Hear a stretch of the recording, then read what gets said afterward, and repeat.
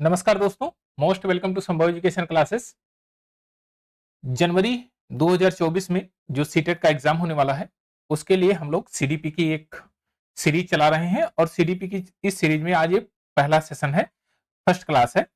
इसमें child development के सारे पहलुओं की पर चर्चा करेंगे हम लोग और जो क्वेश्चन प्रीवियस ईयर में पूछे गए हैं, चाहे वो सीटेट में पूछे गए हों या एसटेट में पूछे गए हों, जो चाइल्ड डेवलपमेंट इससे रिलेटेड होंगे, उन सभी को इसमें रखा गया है। 30 क्वेश्चन की एक सीरीज है और इसको हम लोग देखेंगे और क्वेश्चनों के साथ में जो इसके साथ कॉन्सेप्ट हैं, उनको भी चर्चा करेंगे साथ ही में, ताकि हमारा जो है कॉन्सेप्ट के साथ क्वेश्चन भी हमको पता चल जाए और दूसरी चीजें जो सोचने की क्षमता है वो भी ब्रॉड हो जाए। अगर हमारी अंडरस्टैंडिंग बेहतर हो गई तो जाहिर सी बात है हम लोग बेहतर इसमें मार्क गेन कर सकते हैं। यह टारगेट हमारा 30 में 30 का है। 30 में 30 तभी हो सकता है कि जब आप पूरी सीरीज को कंटिन्यू देखें और पूरी सीरीज के साथ में जो प्रैक्टिस सेट है, जो प्रीवियस ईयर में क्वेश्चन पूछे गए हैं, उनको भी सॉल्व करिए। तो आइए शुरुआत करते हैं क्वेश्चन नंबर 1 से। और क्वेश्चन नंबर 1 इसमें कह रहा है कि बचपन से वयस्कता तक के परिवर्तन काल को कौन सा समय कहा जाता है? इसमें अर्ली चाइल्डहुड, मिडिल चाइल्डहुड और प्री ऑपरेशनल चाइल्डहुड और एडोलेसेंट। तो देखिए, सबसे पहले इसको समझते हैं कि इसका मतलब क्या है, कैसे कैसे इसका जो काल का डिवाइडेशन है। तो काल का डिवाइडेशन के लिए इसको 4 पार्टों में बांट के हम लोग पढ़ते हैं। बेसिकली 4 पार्टों में किसने बांटा है, कौन से ऐसे जो फिलोसफर रहे हैं, तो इनका नाम था रूसो। रूसो रूसो ने इसको 4 पार्टों में बांटा है, 1 2 3 और 4। 4 पार्टों में कौन कौन सा अवस्था है? पहला है आपका शैशवावस्था। शैशवावस्था शैशवावस्था शैशवावस्था में जब बच्चा नवजात शिशु होता है, यानी कि 0 से 2 वर्ष का, 0 से 2 वर्ष के पीरियड को इन्होंने शैशवावस्था कहा। फिर इन्होंने कहा अर्लियरहुड है, यानी कि वह अवस्था अर्लियरहुड, अर्ली चाइल्डहुड। यह 2 से लेकर 6 साल तक, 2 से लेकर 6 साल तक इसको इन्होंने कहा, 2 से लेकर 6 वर्ष तक। और उसके बाद मिडिल एज कहा इन्होंने, middle childhood. Middle childhood, middle childhood 6 से लेकर 8 साल तक इन्होंने, 6 से लेकर 6 से लेकर 12 साल तक है ये, 6 से लेकर 12 साल तक ये कहा इन्होंने। 6 से लेकर 12 साल तक बच्चों का जो है मिडिल चाइल्डहुड होता है। उसके बाद किशोरावस्था इन्होंने बताया, किशोरावस्था एडोलेसेंट।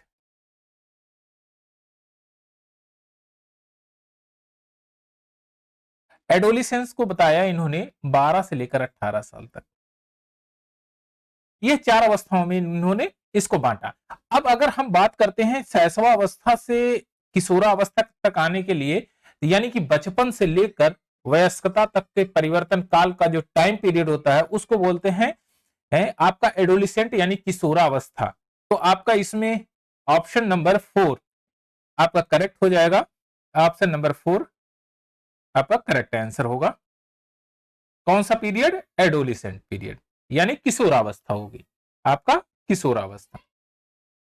तो चौथा हमारा सही हो जाएगा। और आपसे कभी कभी ऐसा पूछा जाता है कि डब्ल्यूएचओ ने क्या कहा था। डब्ल्यूएचओ इसको एडोलिसेंट को कितना मानता है? WHO WHO world health organization ये कहता है कि 10 से लेकर 18 साल तक वर्ष के बच्चे जो हैं वो एडोलिसेंट के कैटेगरी में आते हैं। उनका टाइम पीरियड जो है 10 से 18 साल के बच्चों का है। चलिए नेक्स्ट क्वेश्चन लेते हैं। निम्नलिखित में से किसके द्वारा स्थूल गामक कौशल का उपयोग की आवश्यकता होती है? और which is the following would have required to gross motor skill. एक क्या है ग्रॉस मोटर स्किल, पहले इसको हम समझते हैं। देखिए, स्थूल गामक कौशल, स्थूल गामक कौशल ये क्या है? स्थूल गामक कौशल की विशेषता क्या है? क्या है स्थूल गामक कौशल? ऐसा कौशल जिसमें फिजिकल और मेंटल एक्टिविटीज दोनों शामिल हो। यानी कि शारीरिक क्रिया,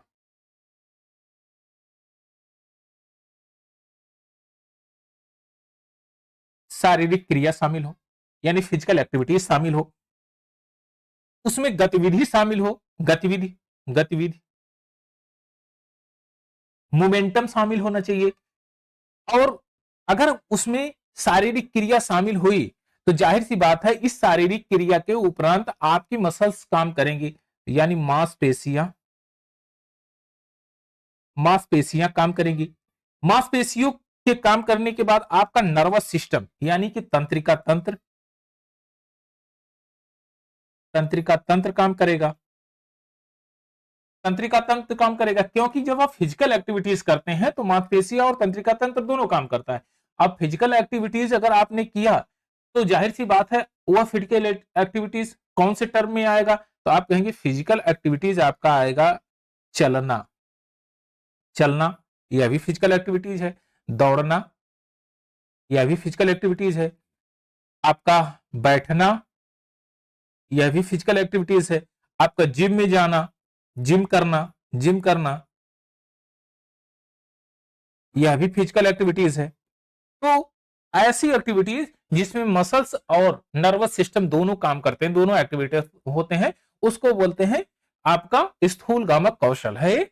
और इसको ग्रॉस मोटर स्किल कहा जाता है। तो इसमें हो जाएगा walking and running, walking and running आपका ऑप्शन नंबर 4 एक करेक्ट आंसर होगा। पहले सबसे पहले उसके अगर टर्म पूछा गया तो उसके कॉन्सेप्ट को समझ लेते हैं कि इसकी टर्मिनोलॉजी क्या कहती है, क्या कॉन्सेप्ट है इसका, उसके बाद चीजें समझ में आ जाएगी आपको। चलिए नेक्स्ट क्वेश्चन लेते हैं, क्वेश्चन नंबर 3।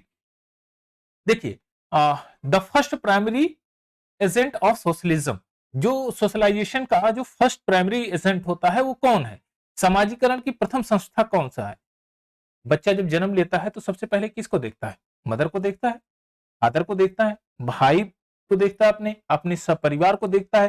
तो सबसे पहला जो एजेंट होता है वो परिवार होता है, यानी कि प्राथमिक एजेंट की बात करें, प्राथमिक एजेंट,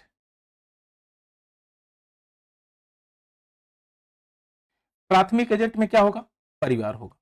परिवार में आपका माता पिता भाई बहन जो क्लोज रिश्तेदार हैं वो होंगे, और दूरस्थ रिश्तेदार जो होंगे, रिश्तेदार,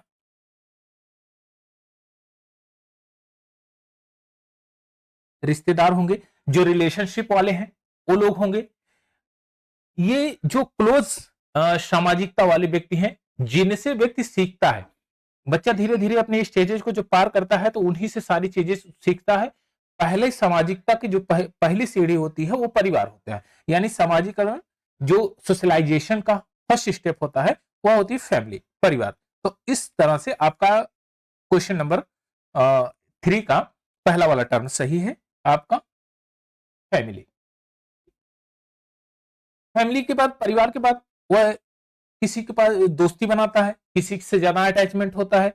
उसके बाद अटैचमेंट के बाद जब वो थोड़ा सा सोशलिज्म को जानने लगता है तो वह स्कूल में जाता है, फिर स्कूल में जाता है। स्कूल के बाद जब वह उसे और चेतना का अनुभव होता है और तर्किक शक्ति का अनुभव होता है तो वो मीडिया से जुड़ता है फिर वो।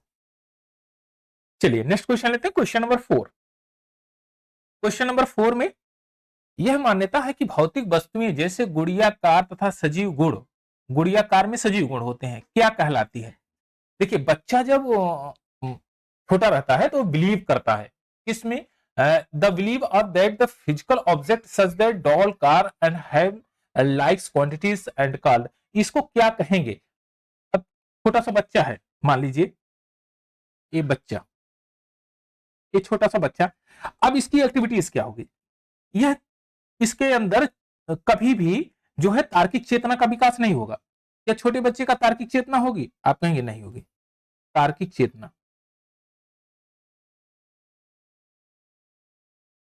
तार्किक चेतना नहीं होगी, तर्क नहीं कर पाएगा वो, पूर्ण रूप से उसका तार्किक चेतना का विकास नहीं होता। फिर धीरे धीरे जैसे स्टेजेस बढ़ती है उसी प्रकार से तार्किक विवेचना का विकास होता है। तो ये क्या करता है कि भौतिक वस्तुओं को, भौतिक चीजों को, भौतिक वस्तुओं को, भौतिक वस्तुओं को, भौतिक वस्तुएं, अच्छा भौतिक वस्तुओं को कौन से, यानी कि जो चलायमान हो, चलायमान, चलायमान हो, यानी कि जो मूवमेंट कर रही हो। चलायमान में क्या आती है? आपके गुड़िया, गुड़िया, कार, अन्य खिलौने, अन्य खिलौने जो मूवमेंट कर रहे हो, जो मूवमेंट कर रहे हो, उनको जब देखता है बच्चा तो उनमें वो सजीव का भाव जागता है उसके अंदर कि ये सजीव हैं, इनमें मूवमेंट हो रहा है। जैसे हम मूवमेंट कर रहे हैं उसी तरह से यह भी मूवमेंट कर रहे हैं। तो यानी कि सजीवता का उसमें भाव उत्पन्न होता है, जिसको आप कह सकते हैं जीववादी सोच। जीववादी सोच, जीववादी सोच क्या कहते हैं? जीववादी सोच। तो आपका option number A correct answer हो जाएगा। उसके अंदर जीववादी सोच उत्पन्न होता है और ए एनिमेस्टिक थिंकिंग उत्पन्न होती है उसके अंदर, एनिमेस्टिक थिंकिंग। ऑप्शन नंबर ए आपका करेक्ट आंसर। चलिए नेक्स्ट क्वेश्चन लेते हैं। एक कथन दिया गया है, उसका कारण दिया गया है। अब कथन क्या कहता है? 4 वर्षीय रिया लंबे चौड़े 2 बर्तन में एक ही समय में समान मात्रा में पानी डालती है। बर्तनों की ऊंचाई और चौड़ाई एक ही समय में ध्यान में नहीं रख पाती है। देखिए, इस लड़की से कहा गया ये 2 प्रकार के बर्तन है, उसमें पानी डाल रही है। मान लीजिए ये 2 पॉट है, 2 पॉट है और इसमें समान रूप से पानी डाल रही है। यहां पर खड़ी होकर इसमें और इसमें दोनों में पानी डाल रही है। अगर इसको कहा जाए कि दोनों पर ऑब्जर्वेशन लगा के रखिए और दोनों को एग्जैक्ट ऑब्जर्वेशन लगाइए, तो यह लगाना बड़ा मुश्किल है, क्योंकि एक ही समय में एक ही वस्तु को बढ़िया से क्लियरिटी से देखा जा सकता है। तो दोनों पर ध्यान लगाना मुश्किल है, ध्यान नहीं लगा सकती है। यह पहली बात जो कह रहा है ध्यान नहीं लगा सकती है, एकदम 100% सही है। अभी कथन तो सही है, एक ही साथ में एक ही बार में एक ही टर्म में एक ही वस्तु पर ध्यान लगाया जा सकता है, दूसरी वस्तु पर ध्यान नहीं लगाया जा सकता है। अब इसकी जो अवधारणा जीन पियाजे देते हैं, जीन पियाजे के अनुसार कहते हैं रिया संज्ञानात्मक विकास यानी पूर्व संक्रियात्मक चरण में है। पूर्व संक्रियात्मक चरण यानी कि प्री ऑपरेशनल स्टेज में है। कॉग्निटिव डेवलपमेंट की बात करते हैं, संज्ञानात्मक विकास की बात करते हैं, तो ये कहते हैं ये प्री ऑपरेशनल स्टेज में है। प्री ऑपरेशनल स्टेज क्या है? पहले इसको समझ लेते हैं कि क्या क्या कंडीशंस होती हैं, कैसे कैसे ये परिवर्तन होते हैं। तो जीन पियाजे जो है, जीन पियाजे इन्होंने अवधारणाएं दी थी, 4 अवधारणाएं दी थी इन्होंने, 4 अवधारणाएं इनकी है। और चौथी में 4 अवधारणाओं में से दूसरी जो अवधारणा है पूर्व संक्रियात्मक,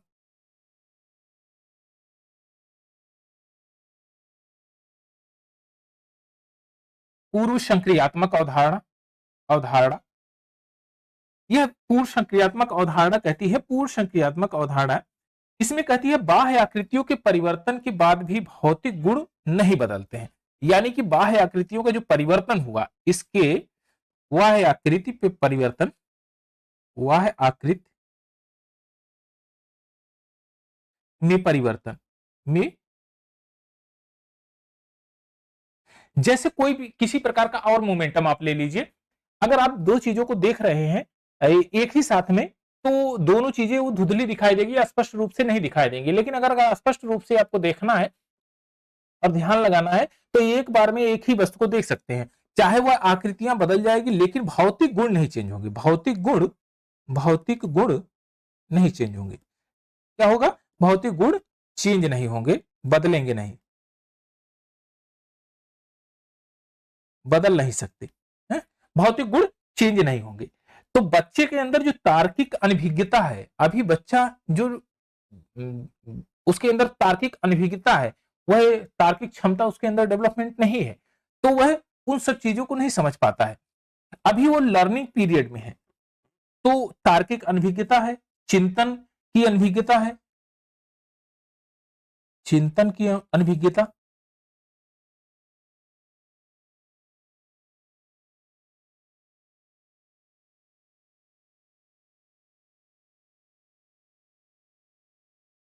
चिंतन की अनभिज्ञता, वो चिंतन नहीं कर पाता है। तो यह दोनों जीन पियाजे के अनुसार यह भी सही है। यह जो कारण बताया है, ये जीन पियाजे के सिद्धांत के ऊपर पहले वाले का कथन दिया गया है। तो यानी कि ऑप्शन नंबर ए ए और आर दोनों सही है, आर ए की सही व्याख्या है, तो दोनों एकदम करेक्ट है, यानी कि ए वाला ऑप्शन आपका सही। ऑप्शन नंबर ए करेक्ट है, बोथ आर करेक्ट है, और इसका एक्सप्लेन कर रहा है, आर ए की सही व्याख्या कर रहा है, तो ऑप्शन नंबर ए आपका करेक्ट आंसर। चलिए नेक्स्ट क्वेश्चन लेते हैं, क्वेश्चन नंबर 6। क्वेश्चन नंबर 6 में कहता है संकेतों तथा अन्य तरीकों द्वारा बच्चों को जरूरत पड़ने पर मदद करना किसका उदाहरण है।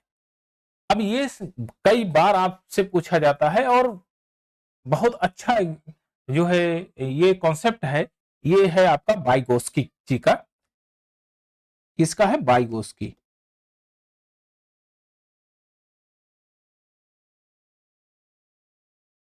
का सिद्धांत है, वाइगोत्स्की जी का इस सिद्धांत है। एक कौन सा सिद्धांत इन्होंने दिया? पाड़ का सिद्धांत। पाड़ का सिद्धांत मतलब पाड़ का ढांचागत, ढांचागत सिद्धांत। जब ढांचागत सिद्धांत में क्या करते हैं कि संकेतों की बात होगी, संकेतों की बात होगी, संकेतों से, संकेतों से सिखाया जाएगा, इशारों से सिखाया जाएगा, इशारों, इशारों से सिखाया जाएगा, कोई मूवमेंट करके सिखाया जाएगा। तो उसमें बच्चा उस समय एक्टिविटीज के माध्यम से जब इशारा आप करेंगे तो वो उस तरह से दिमाग का अपने उस पर केंद्रित करेगा कि आपका कौन सा इशारा कर रहे हैं, इसका मतलब क्या है। तो विकास जो है बहुत ज्यादा होता है और लर्निंग प्रोसेस बहुत बेहतर होता है। तो संकेतों के माध्यम और इशारों के माध्यम से और चित्रगत, कभी स्कल्टन आपने ढांचा बनाया, कोई स्ट्रक्चर बनाया है, उसको दिखा रहे हैं, चित्र दिखा रहे हैं, तो उसके माध्यम से बच्चों में सही दिशा का ज्ञान होता है और सही समय पर सही तरह से सही मात्रा में समर्थन मिलता है उनको। यानी कि सही दिशा, सही समय, सही समय, सही मात्रा, सही मात्रा और सही समर्थन, सही समर्थन, ये 3 प्रकार होते हैं। सही समय यानी कि जिस चीज पे आप बात कर रहे हैं उसी का एग्जाम्पल दीजिए इशारे के साथ। सही मात्रा में एग्जाम्पल दीजिए, बहुत ज्यादा चढ़ा बढ़ा के मत दीजिए उसको। सही समर्थन करिए, अगर बच्चा एक बार दो बार में नहीं समझ पा रहा है तो उसको 2-3 बार और समझाइए, दूसरे तरीके से समझाइए, इशारे में समझाइए या कोई अन्य एग्जाम्पल के साथ में समझाइए। तो यह चीजें होती है 3 प्रकार के, सही समय, सही मात्रा, सही समर्थन। तो इनका जो तरीका है, एक इसका है, एक पाड़ का तरीका है, यानी कि इसके फोल्डिंग का, आपका इसके फोल्डिंग, ऑप्शन नंबर ए आपका करेक्ट आंसर है, इसके फोल्डिंग। चलिए नेक्स्ट क्वेश्चन लेते हैं, क्वेश्चन नंबर 7। बच्चों की शिक्षा के लिए वाइगोत्स्की के सिद्धांत का अनुप्रयोग प्रस्तावित किया गया है। कौन सा सिद्धांत है इनका? तो इनका जो सिद्धांत है वाइगोत्स्की जी का, ये सहयोगात्मक सिद्धांत है। सहयोगात्मक सिद्धांत क्या होता है कि वाइगोत्स्की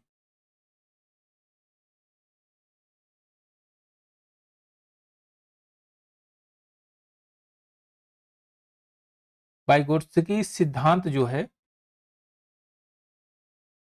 इन्होंने दिया सहयोगात्मक सिद्धांत, सहयोगात्मक, सहयोगात्मक सिद्धांत। सहयोगात्मक सिद्धांत में क्या होता है? बच्चे एक साथ बैठते हैं, बच्चे एक साथ बैठते हैं, एक साथ बैठते हैं,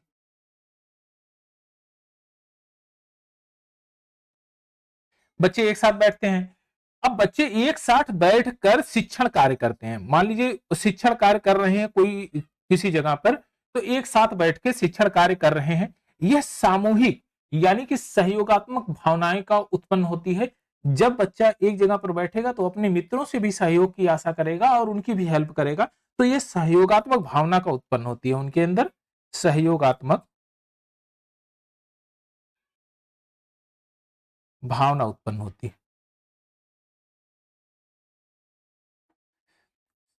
सहयोगात्मक भावना उत्पन्न होती है। इसमें क्या होता है कि जो अगर समूह में बच्चा कार्य कर रहा है तो अलग अलग जो आपके प्रॉब्लम्स हैं, आपने जो क्रिएट किया है प्रॉब्लम, जो उनको समस्या का निदान करने के लिए दिया है, तो अलग अलग ग्रुप में रह के वो लोग आपस में कर सकते हैं और एक दूसरे का सहयोग कर सकते हैं। तो इस तरह से इसको बोला जाता है सहयोगात्मक अधिगम। सहयोगात्मक अध्ययन अधिगम, सहयोगात्मक अधिगम, इसको बोलते हैं सहयोगात्मक अधिगम। तो आपका option number A correct answer है, सहयोगात्मक अधिगम। और इसमें कोलेबरेटिव लर्निंग, ये आपका करेक्ट आंसर है। चलिए नेक्स्ट क्वेश्चन लेते हैं, क्वेश्चन नंबर 8। क्वेश्चन नंबर 8 इसमें कह रहा है कोहलबर्ग ने नैतिक विकास के किस चरण में व्यक्ति अपने व्यवहार के परिणाम के बजाय दूसरे की अपेक्षा अनुसार कार्य करता है, वह अगर ना चाहे तो भी दूसरे के आदेशानुसार उसको कार्य करना पड़ता है, दूसरे की अपेक्षा अनुसार उसको कार्य करना पड़ता है। ये कौन सा सिद्धांत था? तो पहले इनको समझ लेते हैं, कोहेलबर्ग के नैतिक विकास क्या है, कोहेलबर्ग है भी क्या, क्या चीज है ये, तब आगे की तरफ बढ़ते हैं। कोहलबर्ग, सबसे पहली बात, कोहलबर्ग जो है एक लड़की है जिनका नाम है coral Gilligan, coral Gilligan. Coral Gilligan Kohlberg की छात्रा है, कोहलबर्ग की छात्रा है। इन्होंने यह सिद्धांत दिया, तो इनका जो सिद्धांत था वो कोहलबर्ग नैतिक विकास के सिद्धांत के रूप में प्रतिपादित हुआ। और जब इन्होंने सिद्धांत दिया तो इनका जो सिद्धांत था ये पुरुषवादी था, ये केवल पुरुषों का ही चयन इन्होंने किया। सबसे खास बात, ये लड़की थी, पुरुषों का चयन किया। ये लेडीज होते हुए भी पुरुषों का चयन किया, केवल पुरुष का, केवल पुरुष के ऊपर इन्होंने अपने थीसिस को दिया। अब क्या किया कि जेंडर बेस्ड थ्योरी है ये, कुल मिला जुला के अगर आप बात करेंगे तो ये जेंडर बेस्ड थ्योरी है।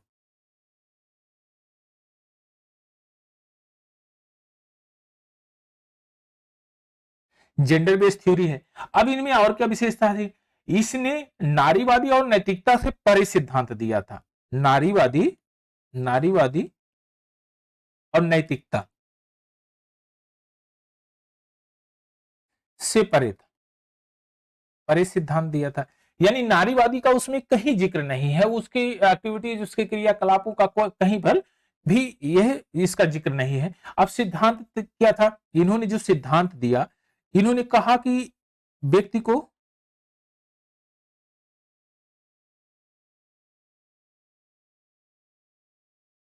जो प्रिंसिपल दिया, इन्होंने सिद्धांत दिया, उनको 4 कैटेगराइजेशन में बांटा। ये किसी बालक के जो अवस्था है उसके 4 कैटेगरी बनाई इन्होंने एज की, और बेसिकली उसको 3 को डिफाइन उन्होंने किया। जो एक स्टेज बाल्यावस्था की थी उनको उन्होंने हटा दिया, अब केवल 3 स्टेज लिया, 1, 2 और 3। 3 स्टेज में क्या है, पहले वाली जो अवस्था है वो पूर्व परंपरागत है, पूर्व परंपरागत, पूर्व परंपरागत। इसका जो समय पीरियड माना 6 से 10 साल तक, 10 वर्ष तक। इसमें बालक बहुत ज्यादा सीखता नहीं है, यहाँ बहुत ज्यादा रिलेशन के मायने नहीं रख पाता है। रिलेशन वो समझ जाता है कि ये हमारे नाना है, मामा है, पापा है, ये वगैरह वगैरह, अपने समाज के बारे में जितना चीजें हैं रिलेशन के बारे में समझ जाता है। लेकिन रिलेशन में रिस्पेक्टिंग जो टर्म है, जो उसके ऊपर और रीति रिवाज है, वो थोपा नहीं जा सकता है। कभी कभी आप देखते होंगे कि बड़े बुजुर्ग को नमस्ते नहीं करते हैं तो छोटे बच्चे कहते हैं ठीक है, कोई कोई बात नहीं, कोई बात नहीं, बच्चा है भी, या कोई शरारत कर दिया तो कहेंगे बच्चा है, कोई बात नहीं। तो ये पूर्व परंपरागत अवस्था होती है। उसके बाद दूसरा क्या होता है, पारंपरिक। पारंपरिक, पारंपरिक 10 साल से लेकर 13 साल तक अवस्था होती है। कौन सी? 13 साल तक। अब 10 साल से 13 साल तक का बच्चा अगर इस तरह से एक्टिविटीज जब वो समाज में जाएगा तो उसको ये कहा जाएगा कि नहीं, ये बड़े बुजुर्ग हैं, इनका पैर छुइए। अगर वो नहीं भी चाह रहा है तो भी वो छूना पड़ता है। वो वही की चीज कहा गया इसमें, अपनी इच्छा नहीं है, उपेक्षा अनुसार वह काम करता है।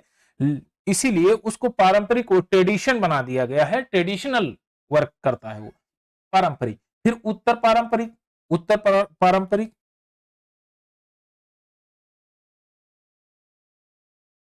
उत्तर पारंपरिक क्या होता है, 13 साल के बाद होता है। इसमें चेतना का विकास होता है, अन्य कार्यों को देखता है, सोशल मीडिया से अटैचमेंट होता है, अन्य सभी प्रकार की एक्टिविटीज करता है। तो इसमें जो इनका नैतिकता का सिद्धांत था ये परंपरागत था, और ये परंपरागत सिद्धांत यानी कि दूसरे की अपेक्षा अनुसार कार्य करता है। तो ऑप्शन नंबर सी आपका करेक्ट आंसर हो जाएगा। इसमें कन्वेंशनल लेवल की जो है वो एक्टिविटीज करता है। चलिए नेक्स्ट क्वेश्चन थे, क्वेश्चन नंबर 9। क्वेश्चन नंबर 9, एक प्रगतिशील कक्षा कैसी होनी चाहिए? तो जाहिर सी बात है, अगर प्रगतिशील कक्षा की बात करते हैं तो ये एक बड़े प्रसिद्ध विद्वान व्यक्ति थे, जॉन ड्यूबी। जॉन ड्यूबी, इन्होंने एक सिद्धांत दिया था, यही जॉन ड्यूबी, जॉन ड्यूबी का सिद्धांत था ये। इन्होंने कहा बच्चों के कार्यों का मूल्यांकन करिए, बच्चों के कार्यों का मूल्यांकन।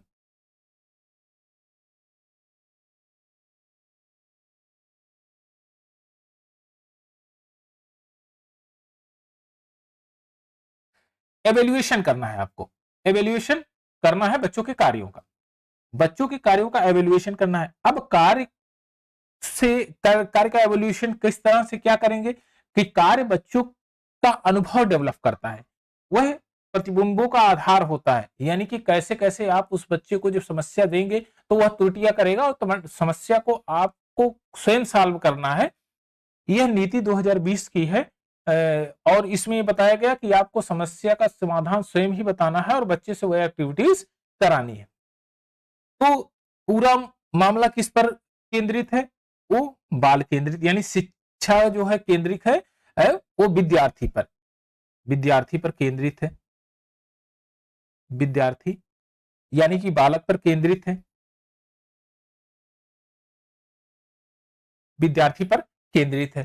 तो ये लर्नर पर सेंट्रिक है, ना कि टीचर पर। अगर कक्षा में स्टूडेंट ही नहीं है तो पढ़ाइएगा किसको? आपको कक्षा में स्टूडेंट तो रखना ही पड़ेगा, और कक्षा में स्टूडेंट अगर सेंट्रिक है, यानी कि स्टूडेंट को आप पढ़ा रहे हैं, वह केंद्रित सारे काम को कर रहा है, आपको फॉलो कर रहा है, जितना एक्टिविटीज आप करा रहे हैं उसको कर रहा है, तो वो विद्यार्थी केंद्रित कक्षा आपकी मानी जाएगी, वो प्रगतिशील कक्षा मानी जाएगी। तो आपकी जो प्रगतिशील कक्षा होगी वो विद्यार्थी केंद्रित होगी, लर्नर सेंट्रिक होगी। ऑप्शन नंबर 4 आपका करेक्ट आंसर है। क्वेश्चन नंबर 10, क्वेश्चन नंबर 10 ये कहता है कि रेनू एक विद्यालय में परामर्शदाता के रूप में जाती है। अब हार्वर्ड गार्डनर के सिद्धांत के अनुसार प्रभावी परामर्शदाता के रूप में उसके पास कौन सी बुद्धि होनी चाहिए? देखिए, हार्वर्ड जो है गार्डनर जी ने बुद्धि के 8 प्रकार बताए हैं, इन्होंने 8 प्रकार बताया है, और 8 प्रकार में से ये एनसीईआरटी में आपका वर्णित है। अभी तो 9 प्रकार के रूप में जानते हैं हम लोग, 9 प्रकार हो गया, तो 8 प्रकार के रूप में एनसीईआरटी में दिया गया है। तो 8 प्रकार क्या है, पहले इसको भी देख लेते हैं एक बार। एक 8 प्रकार है। पहला प्रकार है भाषाई, भाषाई बुद्धि। दूसरा प्रकार है तर्कपूर्ण, तर्कपूर्ण। तीसरा आपका है स्थानिक, स्थानिक। चौथा आपका है संगीत, संगीत में संगीत युक्त जो बुद्धि है उसको। और चौथा पांचवा आपका है ये बोर्डिंग कनास्टिक है।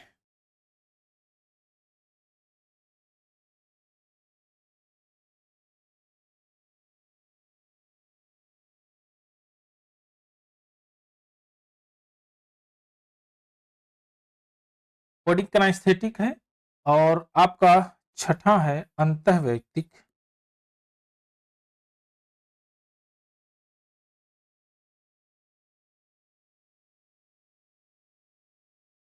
और सातवां आपका है अंतः वैयक्तिक।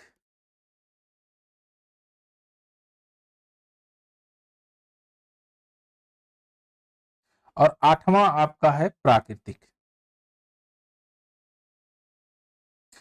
यह 8 प्रकार की बुद्धि आपको बताया गया है कि उन्होंने क्लासिफिकेशन किया था कि 8 प्रकार की बुद्धि होती है, और जिसमें अंतः वैयक्तिक जो अंतरवैयक्तिक है, अंतरवैयक्तिक यानी इंटरपर्सनल, और अंतःवैयक्तिक इंट्रापर्सनल।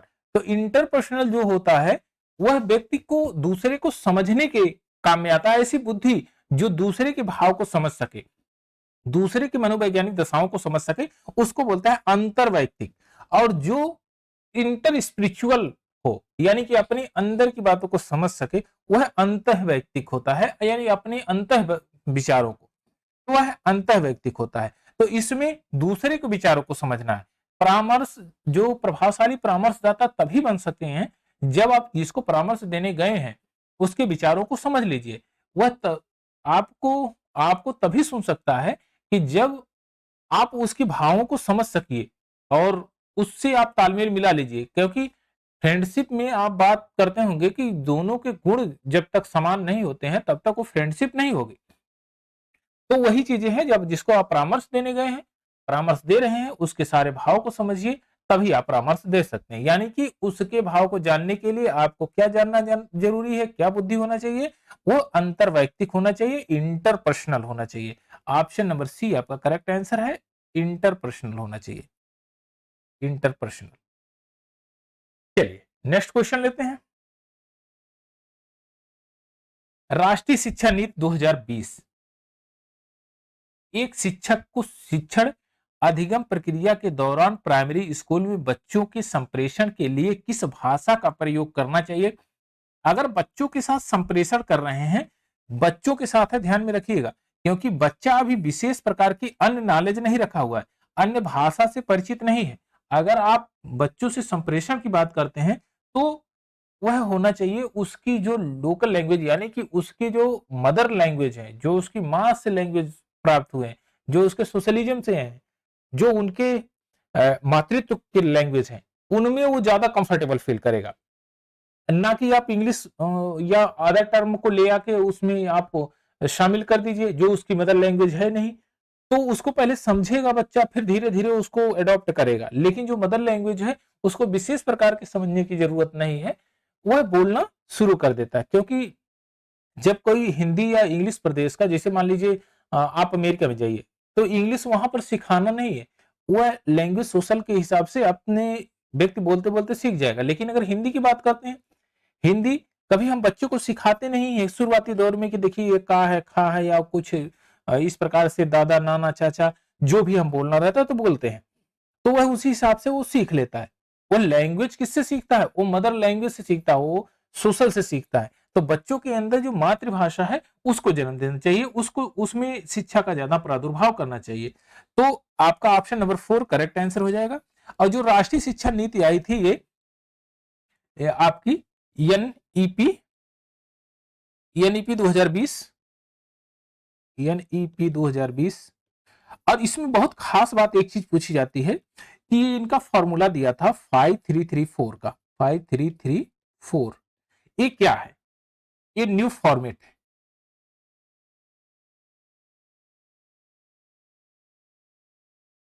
ये न्यू फॉर्मेट है, क्या है ये समस्या क्या है, पहले इसको भी समझ लेते हैं। क्योंकि कभी कभी ऑप्शन में आएगा कि राष्ट्रीय शिक्षा नीति जो 2020 की है उसमें ये फॉर्मेट है 5334, 5343, इस तरह से आपको ऑप्शन में दे देगा, तो आपको ये जानना जरूरी है।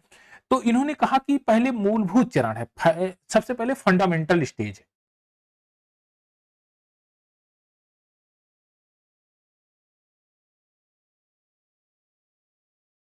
सबसे पहले फंडामेंटल स्टेज है। फंडामेंटल स्टेज को इन्होंने 5 ईयर माना है। 5 ईयर कब से कब तक माना है, 3 से लेकर 8 साल तक इन्होंने 5 ईयर माना है। और उसके बाद आ जाता है प्राथमिक स्टेज, प्राइमरी। प्राइमरी स्टेज इन्होंने 3 साल माना है। प्राइमरी स्टेज 3 साल माना है, यानी 8 3 11 साल, 11 साल मान लिया इन्होंने, 8 से लेकर 11 साल तक। फिर उसके बाद मिडिल मान लिया, मिडिल स्टेज इन्होंने 3 साल माना, 11 से लेकर 14 साल तक, 11 साल से 14 साल तक।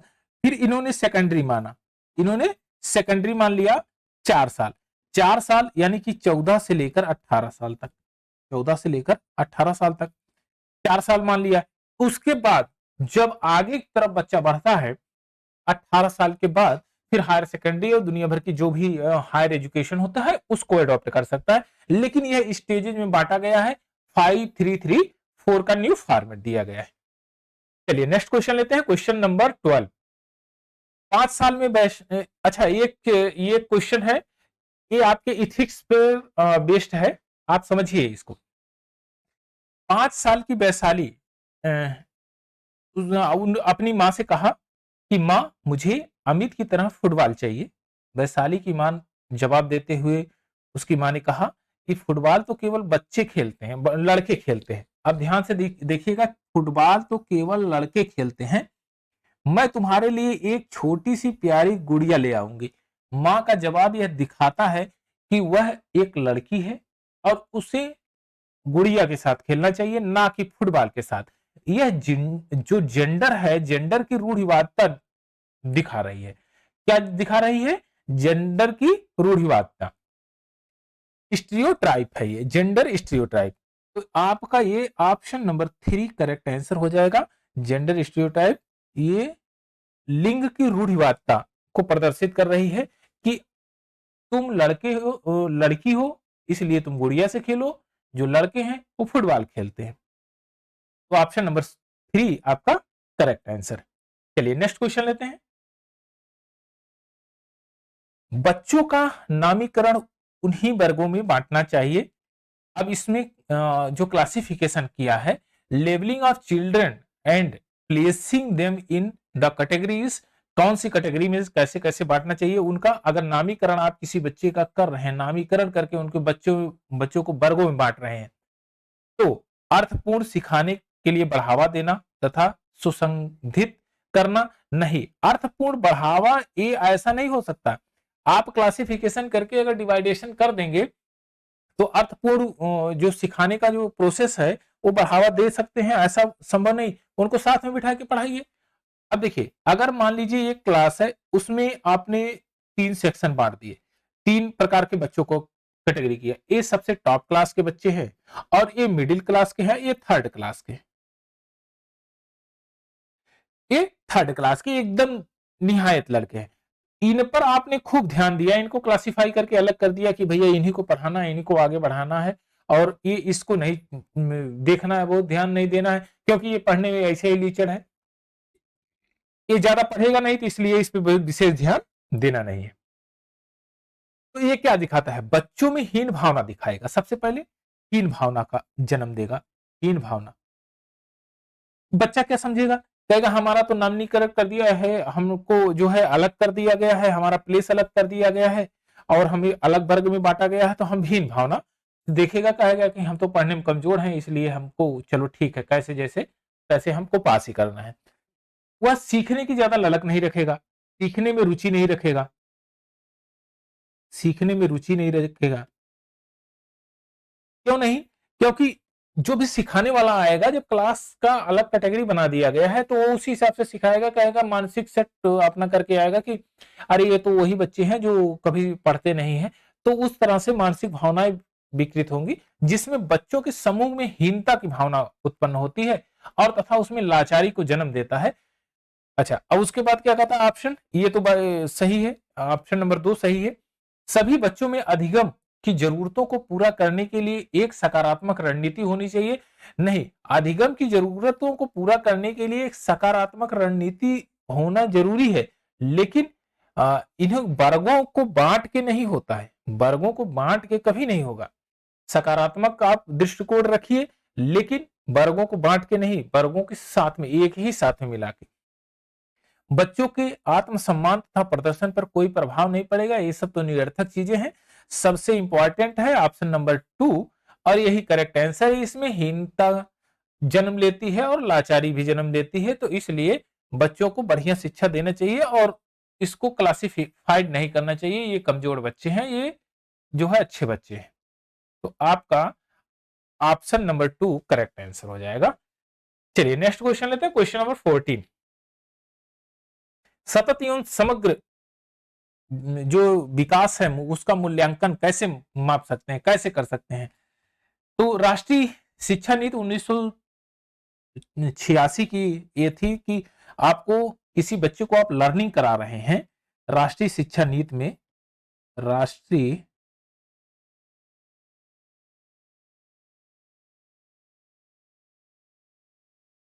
शिक्षा नीति 1986, राष्ट्रीय शिक्षा नीति 1986 में ये बात कही गई सतत विकास, सतत जो है समग्र मूल्यांकन होना चाहिए।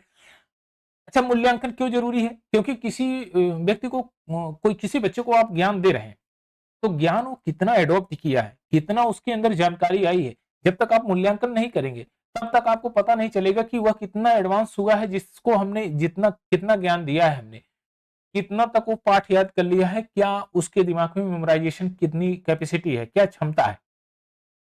अच्छा, सतत समग्र मूल्यांकन से स्टूडेंट को तो फायदा होता ही है, उसके बाद टीचर को सबसे ज्यादा फायदा होता है कि जो विकास, जो पढ़ाने का लय है, जो सिस्टम है, वो सबसे ज्यादा बरकरार रहता है, क्योंकि आगे के जो क्लासेस हैं उसको कंडक्ट करने में उसे आसानी होती है। अब पता चले कि ये पहला पाठ पढ़ाया और उस बच्चे को समझ में नहीं आया, फिर दूसरे पाठ पे आ गए, क्योंकि आपने मूल्यांकन नहीं किया, आपने सोचा कि वो हमने पढ़ा दिया पहला पाठ और बच्चे को याद हो गया होगा। अगर आपने मूल्यांकन किया होता तो आपको पता चलता कि उसको वो भी नहीं आया जो आपने पढ़ाया, तो आप थ्योरी चेंज करिए। तो इस तरह से आप सतत मूल्यांकन क्या मापते हैं? बच्चों का जो विकास, डेवलपमेंट, उसको मापा जाता है। और कैसे माप सकते हैं? उसकी सारी एक्टिविटीज से कि यह बच्चा पढ़ने में कैसा है, खेलने में कैसा है, या इसके आदर्श क्या हैं, कैसे ये शिष्टाचार को अपनाता है, तो ये सतत विकास अपना कर सकता है, उसमें ये सब गतिविधियां आती हैं। देखिए, विद्यार्थियों के लिए एक दूसरे से तुलना करना ये तो एकदम गलत है, काम खत्म। बच्चों के व्यापक विकास से जुड़ी सभी स्कूली गतिविधियों का आकलन में सभी पहलुओं को शामिल करना एकदम 100% सही है। ये ऑप्शन नंबर 2। केवल शिक्षक गतिविधि के आधार पर बच्चों का प्रदर्शन मूल्यांकन करना, ऐसा एकदम केवल शिक्षक गतिविधि का कोई मतलब ही नहीं है, केवल शिक्षक गतिविधि पर ही मूल्यांकन करिए, ऐसा नहीं होता। कोई लड़का पढ़ने में बढ़िया होता है और फिर फिजिकल एक्टिविटीज उसकी बहुत बढ़िया नहीं होती है, तो समग्र मूल्यांकन करना है आपको, ये नहीं कि शिक्षा का ही केवल मूल्यांकन करिए। साल के अंत में बच्चों का मूल्यांकन करना चाहिए ताकि अगली कक्षा में पदोन्नति मिले, ये तो निरर्थक चीजें हैं। अगली कक्षा में पदोन्नति के लिए ये मूल्यांकन नहीं होता है। ये एवेल्युएशन जो होगा वह बच्चों के व्यापक विकास यानी जो समग्र डेवलपमेंट है उसकी बात किया जाएगा। तो ऑप्शन नंबर बी आपका करेक्ट आंसर होगा। Option number 2, assessment of the offering of aspect of school activities and related to child overall development. क्या होना चाहिए? ओवरऑल डेवलपमेंट होना चाहिए, समग्र विकास होना चाहिए। आइए नेक्स्ट क्वेश्चन लेते हैं, क्वेश्चन नंबर 15। क्वेश्चन नंबर 15 में एक रहा प्रभावी शिक्षक कक्षा में शिक्षा अधिगम की प्रक्रिया में अक्सर जांच करने के लिए प्रश्नों का प्रयोग करते हैं, इसमें शिक्षक को किस प्रकार का मूल्यांकन करना चाहिए? शिक्षक को यहाँ पर मूल्यांकन जो जांच प्रक्रिया है, बालक से जब कोई चीज पूछा जाता है तो वह उसका जवाब देता है, यह प्रक्रिया होती है रचनात्मक, यह फॉर्मेटिव असेसमेंट होता है, यह फॉर्मेटिव असेसमेंट होता है। उसमें क्या होता है कि आप उसकी कमियों को देख के, जांच परख के, उसके बाद उसको संशोधन करते हैं, यानी कि उसकी कमियों को दूर करते हैं। यह होती है आपकी रचनात्मक मूल्यांकन यानी फॉर्मेटिव असेसमेंट। ये ऑप्शन नंबर बी आपका करेक्ट आंसर है, फॉर्मेटिव असेसमेंट यानी रचनात्मक मूल्यांकन। तो ऑप्शन नंबर 2 इसमें करेक्ट आंसर है। चलिए नेक्स्ट क्वेश्चन लेते हैं, क्वेश्चन नंबर 16। क्वेश्चन नंबर 16 में एक समावेशी कक्षा में शिक्षिका की क्या भूमिका होनी चाहिए?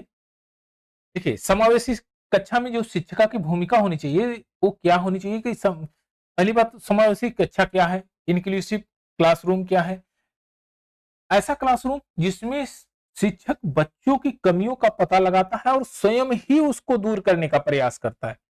ऐसा क्लास, ऐसा जो क्लास का स्ट्रक्चर जिसमें शिक्षक बच्चों की कमियों का स्वयं पता लगाता है और उससे दूर करने का प्रयास करता है। तो वह शिक्षा जो वो उसको कहा जाएगा इंक्लूसिव क्लासरूम, यानी कि वो शिक्षिका जो है समावेशी शिक्षा की तरफ अग्रसर है। तो बच्चों में विधिक शिक्षा जरूरतों का पता लगाना और उनका ख्याल रखना, ये तो बात सही है। केवल कुछ खास विद्यार्थियों केवल वाला कोई मतलब नहीं होता है। बच्चों में उनकी अकादमिक क्षमता के आधार पर पहचानना तथा उनका पृथक्करण करना, पृथक्करण निगेटिव टर्म में जा रहा है, ये कभी नहीं होता है। अकादमिक क्षमता ही जरूरी नहीं है, उसकी अन्य क्षमताओं को भी परखना चाहिए। खास जरूरतों के बच्चों का विशेषज्ञों के पास भेजना चाहिए और सुनिश्चित करना चाहिए कि उन्हें अलग संकाय में पढ़ाया जाए, ये तो गलत है।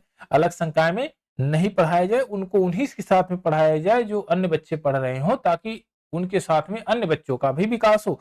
तो पहला वाला आपका ऑप्शन सही है। बच्चों को विविध जरूरतों का पता लगाइए, बच्चों के जो विविध जरूरतें हैं उनका पता लगाना है और उनका ख्याल रखना है, यानी कि addresses and respond to the diverse need of all children.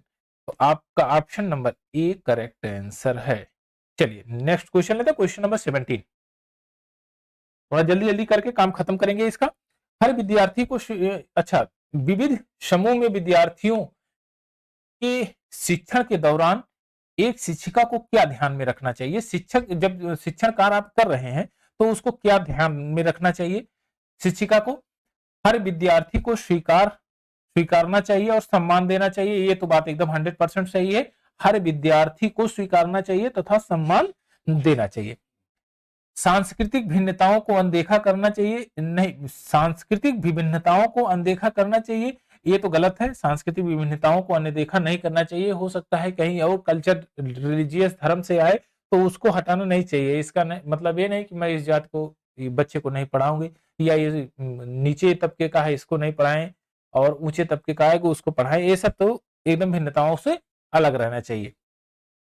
सुसंगत संप्रेषण बनाए रखना चाहिए, ये तो बात सही 100% है। अप्रत्यक्ष निर्देशन देना चाहिए, यह तो एकदम गलत है। विद्यार्थियों को स्वायत्ता एवं लचीलापन होना चाहिए, यह सही है आपका। ऑप्शन नंबर देखें 1, 2 और 1, 3 और 5 सही है। तो ऑप्शन नंबर 3 आपका करेक्ट आंसर। ऑप्शन नंबर 3 आपका करेक्ट आंसर है। चलिए नेक्स्ट क्वेश्चन लेते हैं। देखिए, to create to the specific needs of children which the visual divisibility of the teacher should, जो दृष्टिबाधित वाले स्टूडेंट हैं उनकी विशिष्ट जरूरतों के लिए शिक्षक को क्या करना चाहिए? अब किसी को दिखाई नहीं देता तो जाहिर सी बात है उसको टचिंग वाला कोई मैटर चाहिए, कोई ऐसा लेखन हो जिसको छू के महसूस करके उसको जो पहचान सके कि इसकी गतिविधि इस तरह से होती है, इसको छूने के बाद इस तरह से वो महसूस करता है। वो that just like a feeling, spiritual knowledge से आपको उसको डेवलप करना है, उसके आंतरिक विकास को, जो अंतर्वैयक्तिक जो विकास है, संप्रेषण है, उसको डेवलपमेंट करना है। तो इसमें क्या कर रहा है कि विविध तरह से दृश्य प्रस्तुतिकरण का ध्यान देना चाहिए। अरे दृश्य तो है ही नहीं बेचारा, तो कहां पर प्रस्तुतिकरण दीजिएगा? ऑप्शन नंबर ए तो कैंसिल आउट। कई प्रकार से अस्पर्शनीय हम हस्तकौशल सामग्री का उपयोग करना चाहिए, हाँ करेक्ट है, सही है, ये बात कुछ सही है। चलिए, बहुत सी मूक फिल्में दिखानी चाहिए। मूक फिल्में दिखाने से आप टीचिंग लाइन बहुत बेहतर नहीं बना सकते। मूक फिल्में केवल आपको श्रोता सुन के वो जान सकता है, और वो अपने अंदर जो अंतर्वैयक्तिक डेवलपमेंट है, चीजों को पहचानने का, जो अक्षरों को पहचानने का होता है, वो चीजें वो नहीं समझ पाएगा। तो उसके लिए स्पर्श वाला और हस्त कौशल वाली सामग्री को लाना बहुत जरूरी है। यह भी गलत है। बहुत सी संचरित वर्कशीट चित्रों को देना चाहिए। अरे चित्रों को क्या दीजिएगा जब तो बेचारा समझ ही नहीं पा रहा है, देख ही नहीं पा रहा है। तो ऑप्शन नंबर 2 आपका करेक्ट आंसर। ऑप्शन नंबर 2 आपका करेक्ट आंसर है। Use A variety of the, अच्छा ये वाला है, use a variety of the technical manipulative and the materials, जो जितने भी टेक्निकल मैनिपुलेटिव मटेरियल्स है, जो ऐसी वैरायटीज हैं जो स्पर्श करके आप कर सकते हैं, उसको उसको बच्चे को दीजिए, वो चीजें उसके लिए सबसे बढ़िया रहेगी, जो दृष्टि बाधित होगा। क्वेश्चन नंबर 19, क्वेश्चन नंबर 19 लेते हैं। सामाजिक अंतःक्रिया मौखिक संप्रेषण में चुनौती इसका विशिष्ट अभिलक्षण है। इसका सबसे विशिष्ट अभिलक्षण है यूथिज्म। यूथिज्म यानी स्वलीनता। स्वलीनता का मतलब होता है स्वयं में लीन। स्वयं में लीन, स्वयं में लीन का मतलब ऐसा कार्रवाई, ऐसी प्रक्रिया जो अंतःक्रिया होती है, इंट्रा जो स्पिरिचुअल होता है, जो अंतःवैयक्तिक होता है, वह क्रियाएं आपकी स्वलीनता होती है, यानी स्वतः में लीन। अब बालक क्या करता है स्वतः में लीन के, इसमें टर्म क्या आता है स्वतः में लीन में, एस्थीजम में? तो ये आता है कि स्वयं ही वह बड़बड़ाता है, स्वयं ही बोलता है। बच्चे अपनी कही बात को स्वयं दोहराते हैं। बच्चे अपनी कही बात को स्वयं दोहराते हैं।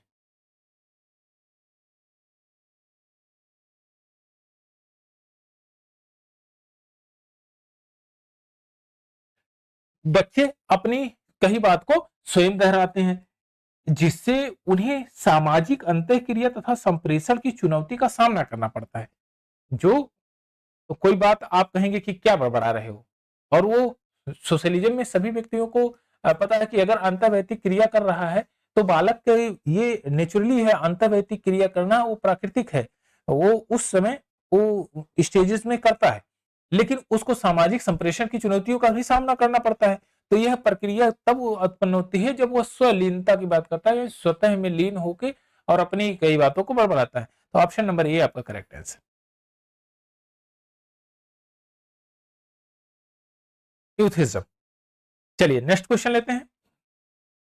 शिक्षक बच्चों के विभिन्न रंगों वाली चिकनी मिट्टी देकर कहती है कि उनके मन में जो आता है वह बनाए।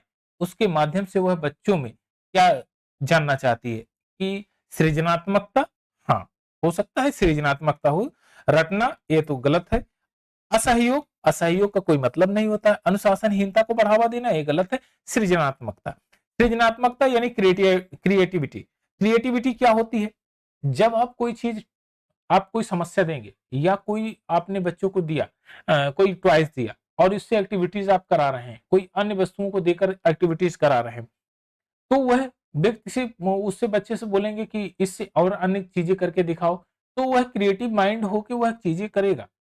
यानी कि अभी जब यहाँ पर चिकनी मिट्टी की बात कही गई है तो बच्चे अलग अलग तरीके से, कहीं कोई और टॉयस बनाएगा, कोई बच्चा कुछ दूसरा टॉयस बनाएगा, और उसमें मन में अनेक प्रकार के भाव जगते हैं जो क्रिएट होते हैं ब्रेन में, उसको बोलता है, आप कहते हैं सृजनात्मकता यानी क्रिएटिविटी।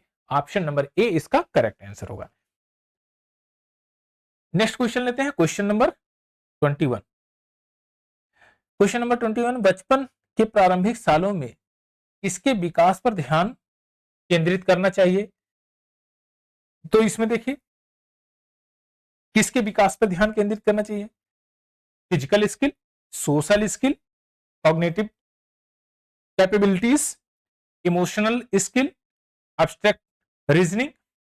तो इसमें देखिए फिजिकल एक्टिविटीज पे भी ध्यान देना चाहिए। बालक कहीं शिथिल तो नहीं पड़ रहा है, इस पर भी ध्यान देना चाहिए आपको। सोशल एक्टिविटीज, वह समाज में जितने भी रीति रिवाज है, जो उसकी जो पारंपरिक ढांचा है, जो कल्चर है, उसको अडॉप्ट कर रहा है कि नहीं, उसको भी देखना चाहिए। संज्ञानात्मक जो क्षमता है वह उसके अंदर विकास हुई कि नहीं। इमोशनल स्किल उसकी जो है कैसी है, पता चले कि हमेशा गुस्सा ही कर रहा है या हमेशा हंसता ही रहता है, तो उस पर भी आपको विचार करना चाहिए, ध्यान देना चाहिए, कि ध्यान केंद्रित रखना चाहिए। अमूर्त तर्क, अमूर्त तर्क, उस समय बच्चे के अंदर तर्क की भावनाएं होगी क्या?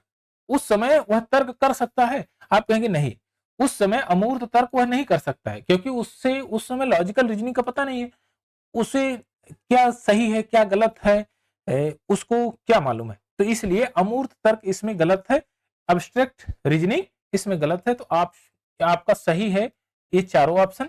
तो 1 2 3 4 सही है, यानी ऑप्शन नंबर 3 इसका करेक्ट आंसर है। ऑप्शन नंबर 3 इसका करेक्ट आंसर है। चलिए नेक्स्ट क्वेश्चन लेते हैं। रचनावादी कक्षा में अर्थपूर्ण सिखाना है। जो रचनावादी है क्लास, उसमें कंस्ट्रक्टिव जो क्लासरूम है वह मीनिंगफुल लर्निंग होनी चाहिए। कैसे मीनिंगफुल लर्निंग कैसे होगी? उसमें देखिए रचनात्मक में क्या होता है कि सबसे पहले देखते हैं रचनात्मक क्लास क्या है। रचनात्मक कक्षा, रचनात्मक कक्षा, रचनात्मक कक्षा क्या है? इसमें सकारात्मक वातावरण होता है।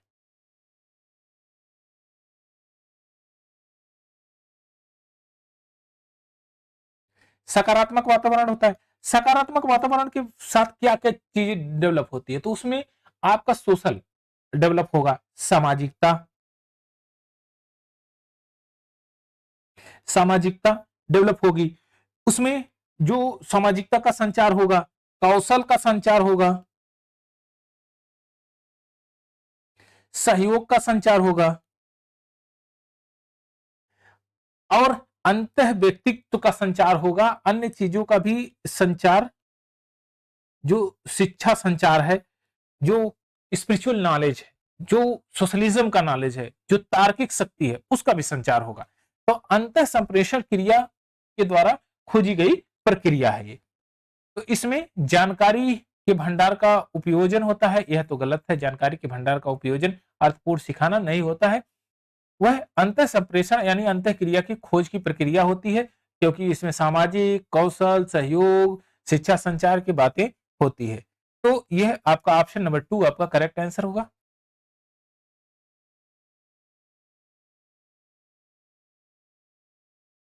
चलिए नेक्स्ट क्वेश्चन लेते हैं, क्वेश्चन नंबर 23। एक शिक्षिका एक बच्ची जो एक शिक्षिका एक बच्ची जो एक अवधारणा को समझाने में असमर्थ है के साथ मिलकर काम करती है, इसे इशारे देते हुए यह प्रक्रिया क्या कहलाती है? यह प्रक्रिया आपकी कहलाती है पाड़ की प्रक्रिया। कौन सी प्रक्रिया? पाड़ की। पाड़ की प्रक्रिया मतलब आपका कहेंगे ढांचा, ढांचा, ढांचा की प्रक्रियागत ये शिक्षिका कैसे बच्ची को समझाती है? जो समझने के वातावरण में असमर्थ हो उसको क्या कहती है? ढांचागत सिद्धांत में, ढांचागत सिद्धांत बायस्की का है, बायस्की का ये ढांचागत सिद्धांत है, बायगोत्स्की का, इसमें बायगोत्स्की,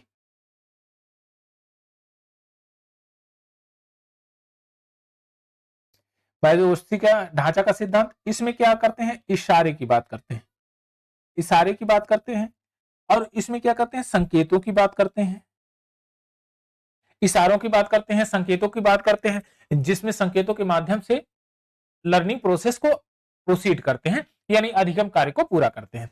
तो आपका option number A correct answer हो जाएगा।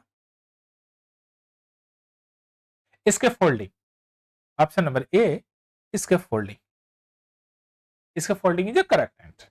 चलिए नेक्स्ट क्वेश्चन लेते हैं, क्वेश्चन नंबर 24। क्वेश्चन नंबर 24 में एक कथन है, एक शिक्षिका कक्षा को संवादात्मक बनाने के लिए बच्चों के आसपास के वातावरण से उदाहरण शामिल करती है। हाँ सही है, बच्चे के आसपास के उदाहरण अगर शामिल करिएगा तो बच्चा वह उसको देख रहा है, वह चीजों को ऑब्जर्व करेगा और उसको अडॉप्ट कर लेगा बहुत आसानी से। क्योंकि जो चीजें दिखती है और विजुअल हो और उस पर आप ज्ञान दीजिए तो जाहिर सी बात है वह उसका जो एक्सप्रेशन है बच्चे के ऊपर सबसे ज्यादा प्रभाव पड़ेगा।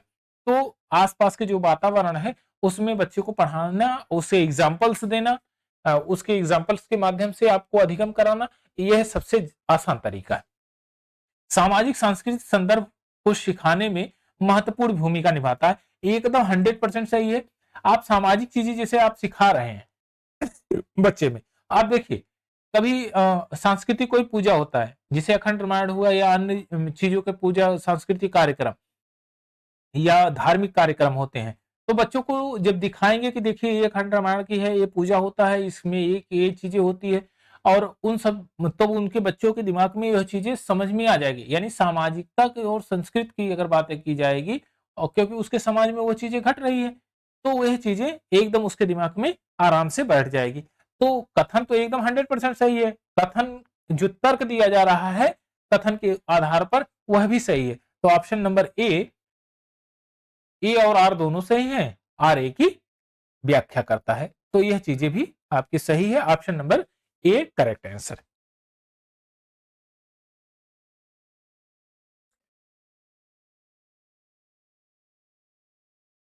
चलिए नेक्स्ट क्वेश्चन लेते हैं। क्वेश्चन नंबर 25, निम्नलिखित में से क्या बच्चों की समस्या का समाधान में बाधा उत्पन्न करता है? इसमें आपको ऑप्शन दिए गए हैं। बच्चों की समस्या समाधान में बाधा उत्पन्न करने, क्या ऑब्स्टिकल का काम करता है? प्रॉब्लम्स आई हैं, जो समस्याएं आई हैं, उनमें बाधा कौन सा उत्पन्न कर रहा है? समस्या को सही से पहचानना। अगर समस्या सही से पहचान गए तो बाधा उत्पन्न ही नहीं होगी, इसका मतलब ये नहीं है। समस्या की स्पष्टता को परिभाषित करना, समस्या को स्पष्ट अगर रूप से वो परिभाषित कर सकता है तो बाधा उत्पन्न ही नहीं होगी। उत्पन्न ऐसे नहीं होगी। पहले सुलझाई गई मिलती जुलती समस्याओं के बारे में सोचना, अगर पहले सुलझाई गई समस्या के बारे में वह सोच लेता तो प्रॉब्लम सॉल्व हो जाती, तो बाधा उत्पन्न कहां से होगी? तो बाधा इसमें भी नहीं उत्पन्न होगी। वस्तुओं के इस्तेमाल के पारंपरिक तरीके पर स्थिर रहना, अगर कोई वस्तु का पारंपरिक रूप से तरीके से इस्तेमाल कर रहे हैं तो वह बाधा उत्पन्न कर सकती है, क्योंकि ट्रेडिशनल एजुकेशन नहीं होना चाहिए। एजुकेशन कैसी होनी चाहिए? नवीन होनी चाहिए, नवीन पद्धति पे होनी चाहिए, नवीन और तकनीकी पर होने चाहिए।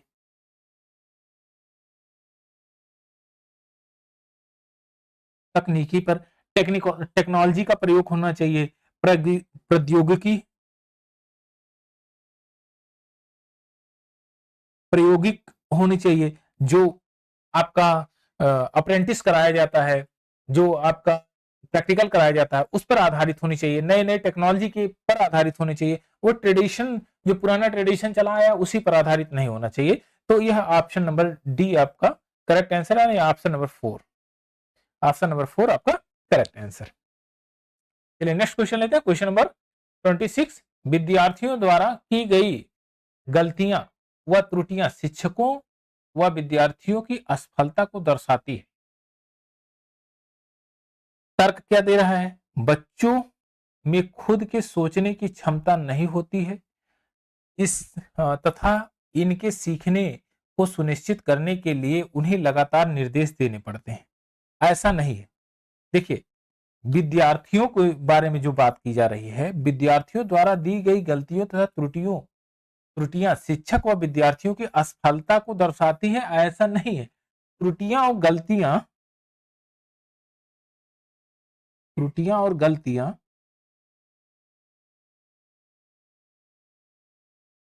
ये आपका शिक्षण अधिगम का पार्ट है,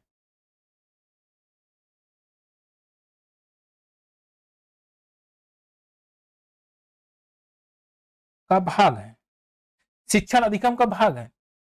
जो नई शिक्षा नीति आई 2020 की, उसमें ये कहा गया कि आप जो है बच्चे की समस्या को जब दे रहे हैं तो स्वयं भी सुलझाने की कोशिश करिए। अगर बच्चा गलती करता है, नहीं समस्या सुलझा पा रहा है, तो आपको स्वयं ही उसको क्रिएटिव माइंड होके उस बच्चे को समस्या को सुलझाना है और उसे उस चीज से अवगत भी कराना है। तो इसमें जो है गलतियां करने से वह असफलता जाहिर नहीं होती है। वह व्यक्ति असफल नहीं है, वह बालक असफल नहीं है। तो यह तो अभी कथन गलत है। बच्चों में खुद सोचने की क्षमता नहीं होती है, उनके सीखने को सुनिश्चित करने के लिए उन्हें लगातार निर्देश देने पड़ते हैं। निर्देश देना बहुत जरूरी है, उन्हें लगातार निर्देश तो दिए जाते हैं, लेकिन ऐसा नहीं है कि बच्चे में खुद की सोचने की क्षमता नहीं होती है। निर्देशन शिक्षण अधिगम का भी एक पार्ट है। शिक्षण अधिगम का एक पार्ट है कि जो शिक्षक को हमेशा बच्चों को निर्देश देना चाहिए। तो यह भी सही नहीं है, क्योंकि यहां पर कहता है कि सोचने की क्षमता नहीं होती। सोचने की क्षमता होती है, बिना सोचे कैसे काम करेगा वो? तो सोचने की क्षमता होती है, लेकिन उसको क्रिएटिव माइंड को आपको डेवलप करना है, तब वो आगे की तरफ प्रोसीड करेगा। तो इसमें ना तो आर सही, ना तो ए सही है, ना आर सही है। तो आपका ऑप्शन नंबर 4 करेक्ट आंसर हो जाएगा। चलिए नेक्स्ट क्वेश्चन लेते हैं। क्वेश्चन नंबर 27, और निम्नलिखित में से कौन सा भाव नहीं है, कौन सा विच is the following is not an emotion, emotion कौन सा नहीं है। गुस्सा करते हो तो आपको दिखता ही है, लव करते हो तो आपको दिखता ही है, और फियर डर जाते हो तो भी आपका आदमी देख के बता देगा कि डर गया। लेकिन मेमोरी को कैसे देख के बताएगा कि आप खड़े रहिए, आपको देख के कैसे बता सकता है कि ये बहुत ज्यादा चालाक है, आपके इसके अंदर बहुत ज्यादा मेमोरी है। तो स्मृति जो है वो भाव नहीं है, वो इमोशन नहीं है, उसमें किसी प्रकार का इस तरह से मोशन नहीं है। एंगर देखिए, गुस्सा करिए, चेहरे का भाव आपका बदलेगा, चेंज होगा, उसमें मोशन होगा, गति होगी। लव करिए, किसी को हक करते हैं, लव करते हैं, कुछ और बातें करते हैं, तो उसमें मोशन होता है, कुछ ना कुछ बातें एक्सप्रेशन होती है, भाव निकलते हैं। फियर है, देखिए डरने पर आपको उस प्रकार से भाव निकलते हैं, लेकिन मेमोरी में क्या भाव है, कोई भाव नहीं। तो स्मृति जो है आपका करेक्ट आंसर, ऑप्शन नंबर ए आपका करेक्ट आंसर। चलिए नेक्स्ट क्वेश्चन लेते हैं, क्वेश्चन नंबर 28। देखिए, प्राथमिक शिक्षिका अपने विद्यार्थियों में आंतरिक अभिप्रेरणा को बढ़ावा देने के लिए क्या कर सकती है, आंतरिक अभिप्रेरणा की बढ़ावा देने के लिए।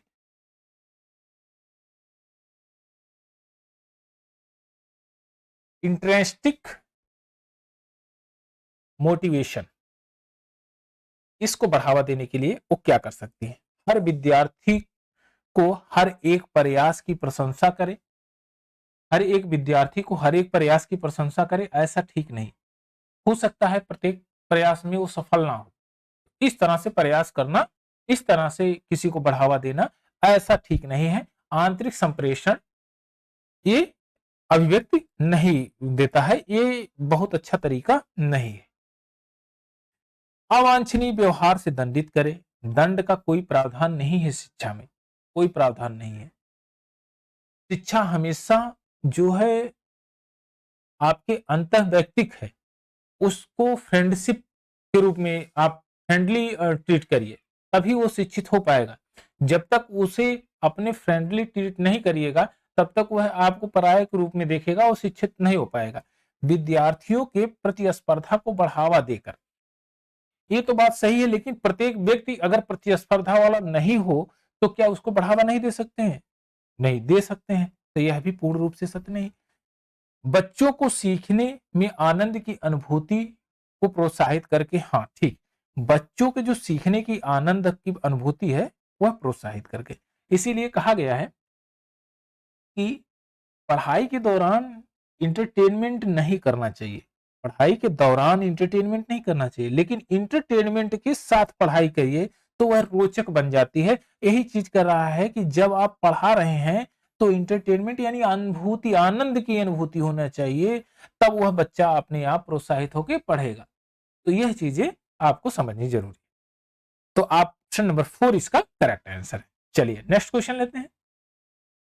Overall physical and mental well being of the child, बच्चों में समग्र शारीरिक मानसिक स्वस्थ अधिगम जो है को प्रभावित करना नहीं करता है, में बाधा डालता है, से संबंधित नहीं है, से सुसंधित है। ठीक है, ये से सुसंधित है।